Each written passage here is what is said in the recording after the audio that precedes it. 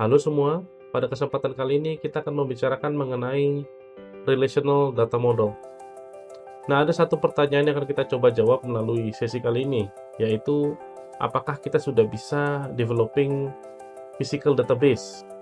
Nah, sebelumnya kan kita sudah mengembangkan sebuah modeling ya. Jadi kita sudah menggunakan ERD untuk menggambarkan data requirement. Nah, sekarang karena kita sudah punya hasil analisis dari data requirement berupa entity relationship diagram, apakah kita sudah bisa move on nih ke aspek yang lebih fisikal? Sebagai ilustrasi, sebelumnya kita sudah pernah membahas mengenai perpustakaan dalam kampus. Nah, di case tersebut kita sudah melakukan analisis mengenai kebutuhan data. Kemudian kita tulis atau terjemahkan analisis kita ke dalam bentuk entity relationship diagram.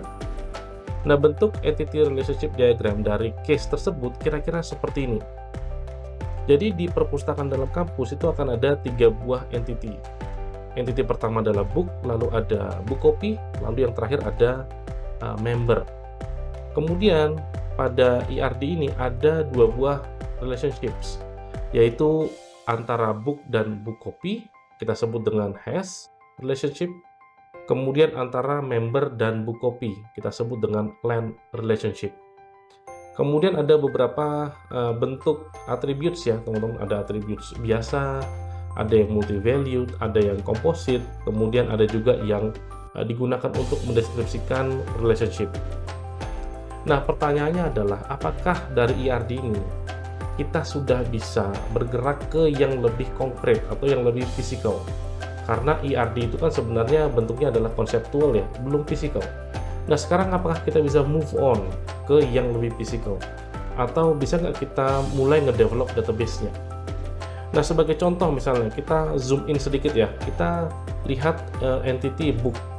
Nah, kita apakah sudah bisa dari entity book ini mengconvert atau meng-create actual database-nya atau bentuk physical dan database-nya? Atau sebagai contoh di sini adalah table dari books. Jadi dari entitas book kita kemudian meng-create table-nya, bentuk fisiknya ya di dalam database. Kira-kira bentuknya akan seperti ini. Apakah sudah bisa? Nah, ternyata belum ya, teman-teman. Kita belum bisa untuk langsung dari entity menuju ke table atau menuju ke physical dari database. Pertanyaannya adalah kenapa belum bisa? Karena ternyata ERD itu hanya menampilkan kebutuhan datanya, tidak menampilkan desain penyimpanannya, atau tidak menampilkan desain dari bentuk fisiknya. Nah, oleh sebab itu, sebelum kita benar-benar ke bentuk fisik, kita perlu merancang desainnya terlebih dahulu. Jadi, dari aspek konseptual tadi ERD, kita perlu terlebih dahulu mendesain bentuk database-nya sebelum pada akhirnya meng-create database-nya atau kita mengimplementasikan desainnya. Untuk dapat mendesain bentuk fisik dari database, kita perlu menguasai konsep relational modeling. Meskipun kita tidak akan terlalu jauh membicarakan mengenai konsep relational modeling ini. Teman-teman hanya perlu memahami 4 buah konsep dasarnya. Yang pertama adalah tuple, lalu ada attributes, lalu ada domains, dan yang terakhir adalah relation. Untuk membantu kita memahami keempat konsep tadi, kita akan menggunakan ilustrasi dari case yang biasa kita gunakan, perpustakaan dalam kampus. Nah, secara spesifik kita akan fokus ke entity book saja, jadi kita geser dulu entity yang lain. Nah, di sini saya ilustrasikan kira-kira kalau entity book itu diisi dengan data, bentuknya seperti apa sih? Nah, kurang lebih bentuk fisiknya akan seperti ini. Ini masih bayangan kita. Kurang lebih bentuknya akan seperti ini. Oke, sekarang kita akan lihat bentuk fisik ini dari perspektif relational modeling. Nah, kita akan terlebih dahulu lihat yang namanya tuple itu yang mana sih? Yang namanya tuple itu yang ini. Nah, ini sebenarnya kurang lebih sama dengan entity. Jadi satu buah entity itu kurang lebih sama dengan satu buah tuple. Nah, kemudian satu buah tuple atau satu buah entity itu kan punya attributes ya. Nah, di sini contohnya atributnya ya seperti biasa ya, ISBN 13, title, authors, dan seterusnya. Jadi attributes di sini, di relational modeling, itu kurang lebih sama dengan attribute pada entity relationship diagram. Kemudian kita zoom in lagi. Nah, intersection antara tuple dengan attribute itu disebut dengan domain atau sebuah value. Nah, di sini contoh intersectionnya berisi nilai atau domainnya adalah operating system concept. Jadi sebuah teks ya, itu teks itu sebenarnya, atau string sebenarnya. Nah, kemudian kita coba zoom out sedikit ya. Tadi kita zoom in, kita melihat yang namanya domain.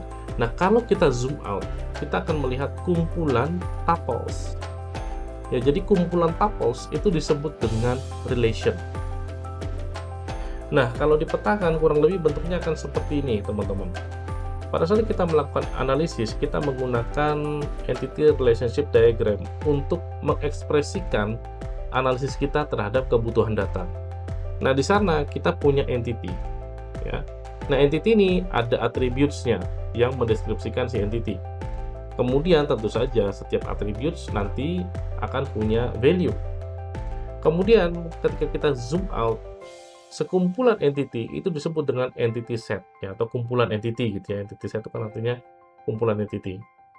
Kemudian ketika kita mau melakukan implementasi, seperti kita sudah diskusikan sebelumnya, kita perlu terlebih dahulu mendesain dengan menggunakan relational modeling. Nah, di relational modeling ini ada beberapa konsep yang sebenarnya bisa dipetakan dengan pada saat kita melakukan analisis. Konsep yang pertama adalah tuple. Nah, tuple ini kurang lebih setara dengan entity. Lalu sebuah tuple punya beberapa attributes. Nah, ini attribute ini juga kurang lebih setara dengan atribut pada saat kita melakukan analisis. Lalu di dalam attribute itu punya domain atau punya value, ya, atomic value.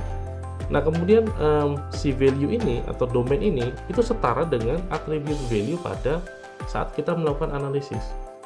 Kalau kita zoom out, lagi-lagi kita akan punya sekumpulan tuples yang kita kemudian sebut dengan relation. Nah, ini petanya kurang lebih seperti ini. Nah, kalau kita dorong lebih jauh atau push further, pada saat kita melakukan implementasi, kita akan punya konsep baru lagi yang kemudian kita sebut dengan table, record, column, dan value yang juga bisa dipetakan, teman-teman. Jadi nanti table itu setara dengan relation, kemudian kita punya record yang setara dengan tuple, kemudian kita punya column yang setara dengan attribute, lalu kita punya value yang setara dengan domain. Jadi ini sebenarnya konsep yang bisa dipertukarkan somewhat ya. Jadi nggak usah langsung bingung. Nah, pada pertemuan-pertemuan selanjutnya kita akan coba melakukan konversi dari bentuk IRD satu persatu ke dalam bentuk relational modeling.